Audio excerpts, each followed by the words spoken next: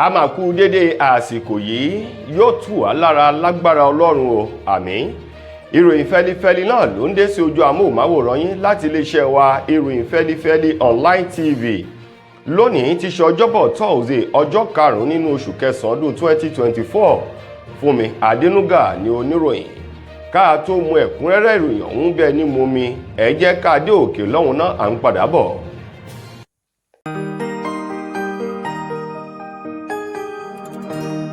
Ìròyìn fẹ́lifẹ́li TV àjààbálẹ̀ làwọn ìròyìn ti wà máa wò lóòrèkóòrè.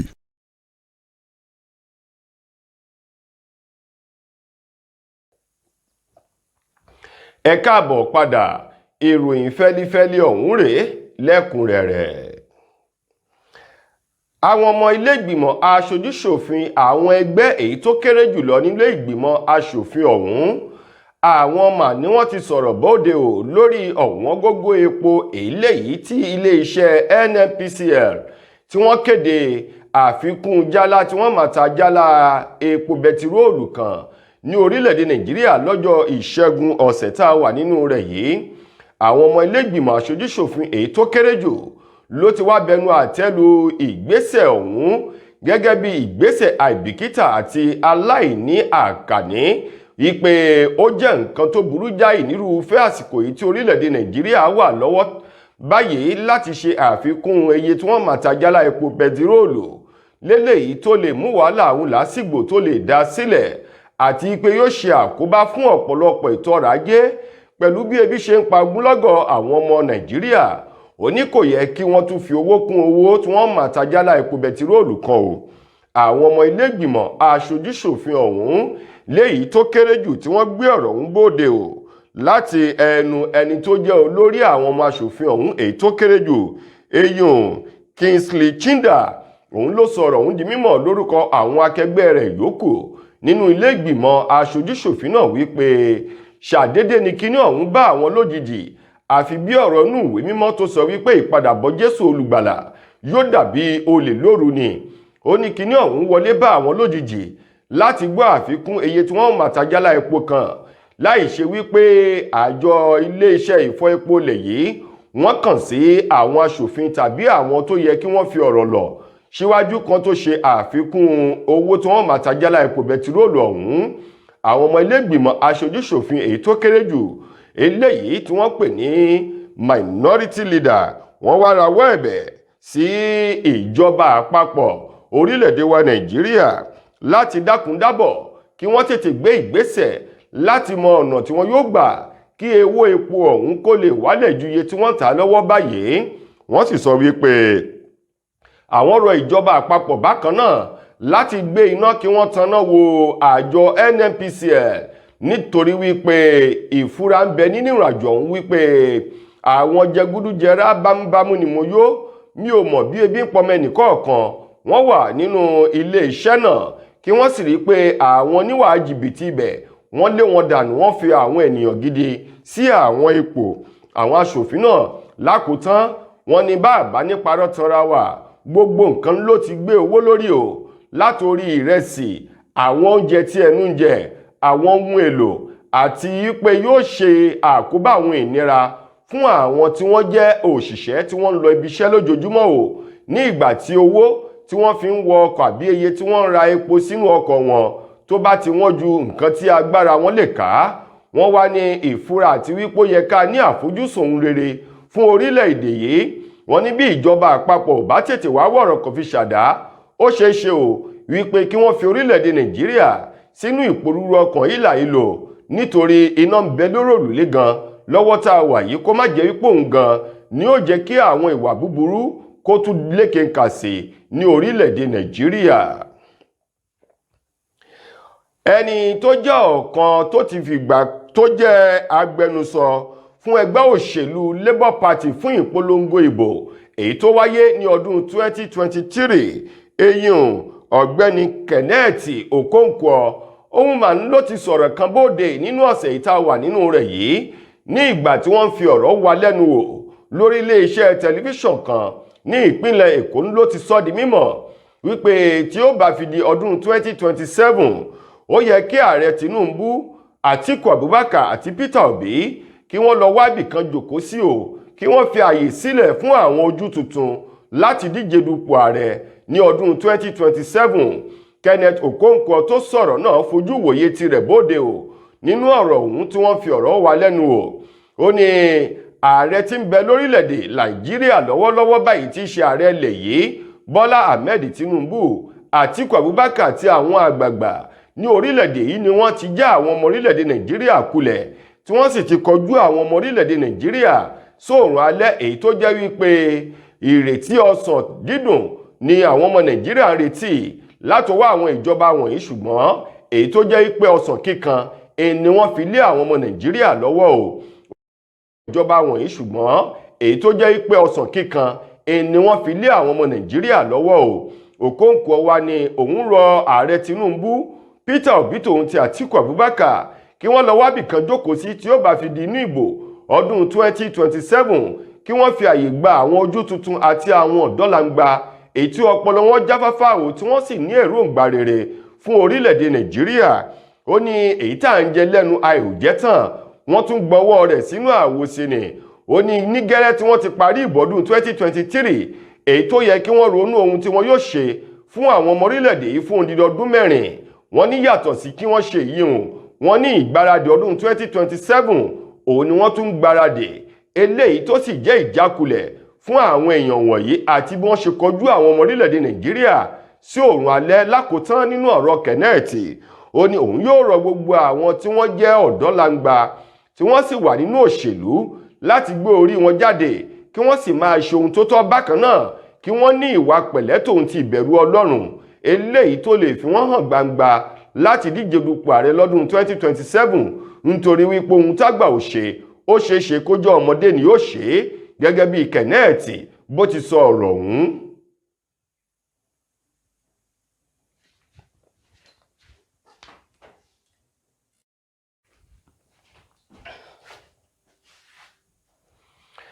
Àwọn igun kejì ti ẹgbẹ́ òṣìṣẹ́ Trade Union Congress TUC ni wọ́n ti bu ẹnu àtẹ́ lu àfikún owó epo bẹtiróòlù èyí tó dédé di ọ̀wọ́n gógó òjijì mọ́ àwọn ọmọ orílẹ̀-èdè Nàìjíríà lára, gẹ́gẹ́ bí ọ̀nà láti mú ìnira kó orílẹ̀-èdè Nàìjíríà, gẹ́gẹ́ bí wọ́n ṣe ṣe àpèjúwe ìgbésẹ̀ àti àfikún iye tí wọ́n máa ta jálá epo bẹtiróòlù kan báyìí.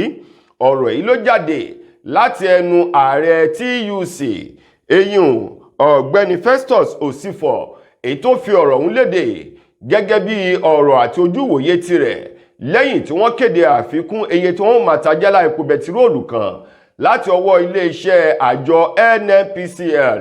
Wọ́n ní àfikún ọ̀hún eléyìí tí àjọ NNPCL tí wọ́n ṣe yìí, èyí tó dín díẹ̀ ní ẹgbẹ̀rún kan náírà tí àwọn ilé epo yòókù jákèjádò orílẹ̀-èdè Nàìjíríà tí wọ́n sì ń tà á ní ẹgbẹ̀rún kan àti ẹgbẹ̀rún kan ó lé, léyìí tí wọ́n ní ìnira gbà òun ló jẹ́ o. Wọ́n ní èyí tí wọ́n sì ń jẹ lẹ́nu ni wọ́n ìjẹ́ tán, àti wípé ọ̀pọ̀lọpọ̀ ọ̀rọ̀ ni wọ́n ti bá ìjọba àpapọ̀ orílẹ̀-èdè Nàìjíríà sọ, léyìí tí wọ́n sì kọ tí ọ̀gbọ̀nyìn. Wọ́n wá ní ṣé ìjọba lẹ̀ yìí yóò sọ wípé òun ò mọ̀ gẹ́gẹ́ bí wọ́n ṣe ṣe àfikún owó epo ọ̀hún. Ẹgbẹ́ àjọ TUC ní àwọn wo ìgbésẹ̀ náà gẹ́gẹ́ bí ìgbésẹ̀ aláìbìkítà, àìnífẹ̀ẹ́ ara ẹni, àti wípé ta ni yóò mú mi ní ìjọba àpapọ̀ orílẹ̀-èdè Nàìjíríà ni wọ́n ń wù sí àwọn ọmọ orílẹ̀-èdè yìí. Wọ́n ní ìnira gbáà ni wọ́n mú bá orílẹ̀-èdè Nàìjíríà. Wọ́n ní kàkà kí àwọn ọmọ ilẹ̀ yìí kí wọ́n jẹ mùdùmùdùn adùn àti mùkúntùn tó ń bẹ nínú ètò ìṣèjọba àwarawa, wọ́n ní ìnira òun ni wọ́n ń jẹ o. Lákòótán nínú ọ̀rọ̀ àjọ TUC láti ẹnu ààrẹ ẹgbẹ́ àjọ TUC ọ̀hún eyín Festus Osifo, ó ní òun rọ ìjọba àpapọ̀ láti tètè wá wọ̀rọ̀ kò fi ṣàdá, kí wọ́n tètè gbé ìgbésẹ̀ lórí ọ̀rọ̀ epo bẹtiróòlù náà kí ohun gbogbo kó lè tùbà kó lè túṣẹ́ o. Nítorí pé bí orí ẹja bá ti bàjẹ́, gbogbo ara ẹja yòókù ti dọ̀bùn.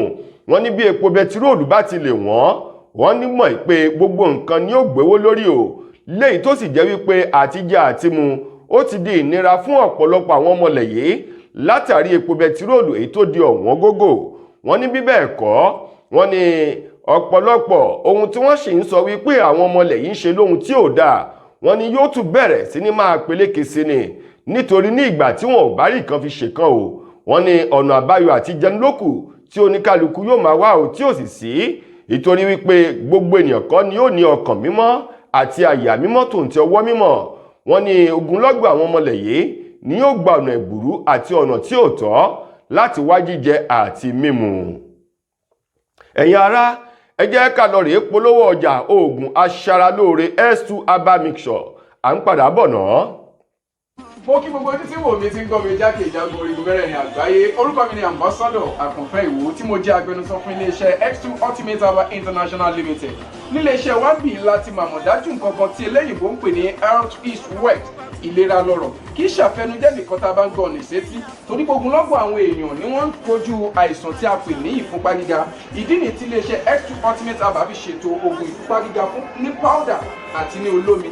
Kò tán síbẹ̀, oògùn ìtọ̀ ṣúgà ó wà ní iléeṣẹ́ X2 Ultimate Herbal International Limited ní powder àti ní olómi. Òun náà lẹ̀ ń wò yìí. Oògùn ọ̀pẹ́ ẹ̀yìn wà tí a ti ṣe lọ́jọ̀ fún ẹni tó bá ń kojú ọ̀pẹ́ ẹ̀yìn torí gẹ́gẹ́ bí ìṣòro. Iléeṣẹ́ wa níbí ní oògùn ẹ̀ tó lè bá wọn tán rẹ̀ lójú ọgbọ́n. Bákan náà, ogunlọ́gọ̀ àwọn èèyàn ni wọ́n jẹ́ oníbìísí tí wọ́n ti rora wọn pín wípé Ọlọ́run ò lè ṣe, ṣùgbọ́n tó jẹ́ pé àìsàn kan sómìíràn ní nǹkan di ọmọ bíbí wọn. Ó wà ní iléeṣẹ́ X2 Herbal International Limited fún ìwòsàn fún àwọn oníbìísí. Kò tán síbẹ̀ o, a ní ọ̀pọ̀lọpọ̀ oògùn tí a ṣe létò fún ẹni tó bá jẹ́ ẹni tó bá ní ikùn gbẹ̀ndù tó jẹ́ pé ọ̀rá ti pọ̀ jù lára ẹ̀, ó máa bá wa burn fat, a pè ní X2 burn fat fún obìnrin àti fún ọkùnrin. Bákan náà, ní iléeṣẹ́ X2 Ultimate Herbal International Limited, a ní egbòogi èyí tá a ṣe ní powder fún ẹni tó bá ń kojú àìsàn stroke. Ó wà ní iléeṣẹ́ X2 Ultimate. Tẹ́ ẹ bá lé èèyàn tó ní lẹ́gbẹ̀ẹ́, ẹ dán wò. Ìjọba lù lóǹtẹ̀ fún lílò torí pé ojú dání. Káàkiri ni wọ́n ti mọ̀ wá nílẹ̀ yìí jákèjádò àgbáyé. Kò sí onírúurú àìsàn tàbí àrùn tẹ́ lè máa kojú tí a ní oògùn rẹ̀, egbòogi ẹ̀ tá a ti ṣe lẹ́jọ̀. Torí ẹ̀, àìrìn jìnnà láìra gbúpẹ́ ọ̀kẹ́rẹ́ o 079 0153 tàbí 0806 4000 204. X2 Ultimate Herbal International Limited. Health is wealth. With care, God is. Ẹ káàbọ̀ padà. Mo lérò pé ẹ ti gbọ́ ìpolówó ọjà oògùn ọ̀hún S2 herbal mixture tí wọ́n fi ewé àti egbò ilẹ̀ wa kó jọ. Ó dáa fún gbogbo ènìyàn, pàápàá jù ọkùnrin àtobìnrin. Ẹ lọ rè mú tiyín lónìí. Ìròyìn fẹlifẹli ṣì ń tẹ̀ sọ́wọ́ iwájú. Arákùnrin kan tí ṣẹni ọdún méjìdínlógójì ètí orúkọ rẹ̀ jẹ́ Joseph Ajégba Ohunma ló ti bẹ̀rẹ̀ sí ní kàbò òròbò bí ẹni tẹ ìgò mọ́lẹ̀ ní ìdájì lẹ́yìn tí ọwọ́ iléeṣẹ́ ọlọ́pàá ìpínlẹ̀ Ondo tó tẹ arákùnrin ọ̀hún. Ọ̀gbẹ́ni ọ̀hún tí ṣẹni ọdún méjìdínlógójì Joseph èyí tó jẹ́ ọdẹ tí ń pa ẹran tó ń dẹ ìgbẹ́ Ohunma ló sọ wípé lótìtọ́ àti lódodo lòun yìnbọn pa akẹgbẹ́ òun tí ń ṣe ọ̀rẹ́ òun látàrí wípé òun ká ó ní àjọṣepọ̀ oníyùnkẹ́yùnkẹ́ tó mẹ́lẹ́tò adùnmádẹ́ẹ̀kẹ́ pẹ̀lú ọ̀rẹ́bìnrin òun nínú ilé tóun gbà fún ọ̀rẹ́bìnrin òun lòun ti ká ọ̀rẹ́ òun tí í ṣe ọdẹ tí àwọn jọ ń dẹ̀gbẹ́ yìí tó ní àjọṣepọ̀ pẹ̀lú rẹ̀. Gẹ́gẹ́ bí ọ̀rọ̀ òun ti jáde lásìkò tí iléeṣẹ́ ọlọ́pàá ìpínlẹ̀ Ondo èyí tí olúlé iṣẹ́ wọn wà nílùú Àkúrẹ́ tí wọ́n ń ṣe àfihàn àwọn ọ̀daràn lólúlé iṣẹ́ wọn ni wọ́n ti fi ọ̀rọ̀ wá Joseph lẹ́nu wò tó sì jẹ́wọ́ wípé lótìtọ́ àti lódodo lòun yìnbọn pa ọ̀rẹ́ òun Àkúrẹ́ tí wọ́n ń ṣe àfihàn àwọn ọ̀daràn lólúlé iṣẹ́ wọn ni wọ́n ti fi ọ̀rọ̀ wá Joseph lẹ́nu wò tó sì jẹ́wọ́ wípé lótìtọ́ àti lódodo lòun yìnbọn pa ọ̀rẹ́ òun o.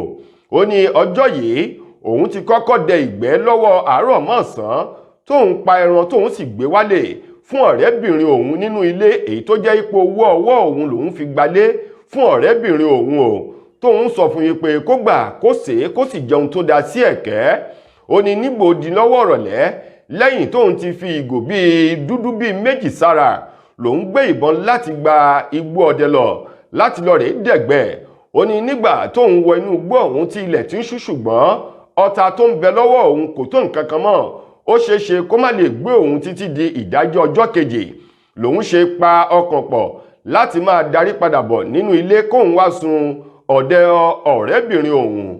ó ní ìyàlẹ́nu ló jẹ́ ní ìgbà tóun yóò débẹ̀ tóun bá ilẹ̀kùn tó ti gbọ̀nyìn lòun lọ rèé gba ojú wíńdò lérògbà láti pè é láti ojú wíńdò kó ṣí ilẹ̀kùn fún òun ní nǹkan bíi aago 11 alẹ́ ní ọjọ́ kejìdínlọ́gbọ̀n nínú oṣù kẹjọ ọdún tá a wà nínú rẹ̀ yìí. ó ní nígbà tóun yóò fi ṣí ojú fèrèsé ọ̀hún lòun bá ọ̀rẹ́ òun tí wọ́n jọ ń dẹ̀gbẹ́ tó ń ṣe yùnkẹ́yùnkẹ́ pẹ̀lú ọ̀rẹ́bìnrin òun nínú ilé tóun fowó òun gbà fún un, èyí tínú sì bí òun. ọ̀tá tó kù nínú ìbọn tí ń bẹ lọ́wọ́ rẹ̀ tó yìn fún arákùnrin ọ̀hún. báyìí iléeṣẹ́ ọlọ́pàá ìpínlẹ̀ Ondo látẹnu ọ̀gá àgbà tí í ṣe alámòjútó fún iléeṣẹ́ ọlọ́pàá ní ìpínlẹ̀ Ondo eyín ọ̀gbẹ́ni Àbáyọ̀mí Ọládípọ̀ ti ní báyìí wọn yóò taari ọ̀gbẹ́ni Joseph lọ sílé ẹjọ́ láti lọ ṣe àlàyé ọ̀hún lẹ́kùnrẹ́rẹ́ kí ilé ẹjọ́ sì dá ẹjọ́ rẹ̀ bó ti tọ́ àti bó ti yẹ. lákòótán nínú ìròyìn wa fún tòní, gbajúgbajà òǹkọrin fújì ọmọ orílẹ̀-èdè wa Nàìjíríà eyín Sulaimon Alao Adékúnlé Màláìkà òun mà ń ló ti sọ̀rọ̀ lẹ́yìn ìròyìn kan èyí tó bóde nínú ọ̀sẹ̀ tá a wà nù rẹ̀ yìí pé ìyá tó bí olórin gbajúgbajà ọ̀hún wípé ó ti jẹ́ Ọlọ́run ọba nípè. Alao Màláìkà wá sọ̀rọ̀ ó ní irú ikú ni wọ́n ń pamọ́ àdá a kì í bá òkun ẹyẹ lórí ìtẹ́. ó ní ìyá tó bí òun lọ́mọ ó ń bẹ láyé ó ń bẹ láàyè ó ń jẹ àmàlà tó ń jẹ ọkà tó ń ti ọbẹ̀ ẹ̀fọ́ àti ewédú lórí ìrànràn o wípé ikú kankan ò tí ì pa ìyá òun kò sì ti ní ìkú báyìí nítorí pé ìyá tó jìyà lórí ọmọ ó di dandan kó jọrọ̀. ó ní ọ̀rọ̀ ọ̀hún eléyìí tí Alao Màláìkà tó bẹnu àtẹ́lù láti sọ fún àwọn tí wọ́n máa ń gbé ìròyìn lórí ayélujára kí wọ́n máa ṣe ìwádìí síwájú kí wọ́n tó taari ìròyìn ọ̀hún bóde. òun ló sọ di mímọ̀ wípé àbúrò Alao Màláìkà eyín tí orúkọ àbúrò Sulaimon ọ̀hún jẹ́ Azeez Màláìkà òun ló sọ wípé ìyá òun ti kú tí oníkálukú sì bẹ̀rẹ̀ sí ní kè lérògbà wípé ìyá tó bí Alao Màláìkà Sulaimon òun náà ló bí Azeez Màláìkà ṣùgbọ́n o báyìí ni Sulaimon Adékúnlé Alao Màláìkà ló ti wá yanjú ọ̀rọ̀ ọ̀hún tó sì gé lẹ́kìrí. ó ní àbúrò òun tí í ṣe Azeez yìí ni ìyá rẹ̀ kú ṣùgbọ́n o ìyá ọ̀tọ̀ọ̀tọ̀ ló bí àwọn kì í ṣe ìyá tó bí Azeez òun ló bí òun Sulaimon. ó ní ìyá òun Sulaimon ń bẹ láyé ṣùgbọ́n ìyá Azeez òun ló kù tó sì jẹ́ ipò kọ́ síta o tí ọ̀pọ̀lọpọ̀ àwọn èèyàn sì rò wípé ìyá kan náà ń ló bí Sulaimon Màláìkà àti Azeez Màláìkà. Alao Màláìkà tí í ṣe Sulaimon ti ní ìyá òun sì ń bẹ láyé ó ń bẹ láàyè ó ní kábí ọmọ ó pẹ́ láyé o kí ìyá òun ó pẹ́ kó sì gùn nínú ọlá òun àlàáfíà àti ẹ̀mí gígùn gẹ́gẹ́ bó ti fi ọ̀rọ̀ ọ̀hún léde lórí ìkànnì Instagram rẹ̀ lẹ́yìn tó gbọ́ ìròyìn ikú tí wọ́n pa mọ́ ìyá rẹ̀ láláìmọ̀ wípé ìyá Azeez Màláìkà ìlókù òun. tó ẹ̀yin ará ìròyìn fẹ́lifẹ́li kò ní jù báyìí lọ fún tòní láti iléeṣẹ́ wa ìròyìn fẹ́lifẹ́li online tv. Fúnmi Adélúgà lẹni tó mú ìròyìn wá sí ojú amóhùnmáwòrán yín. ọjọ́ ayọ̀ wa kò ní dọjọ́ ìbànújẹ́ o. ẹ ṣeun gan ni o.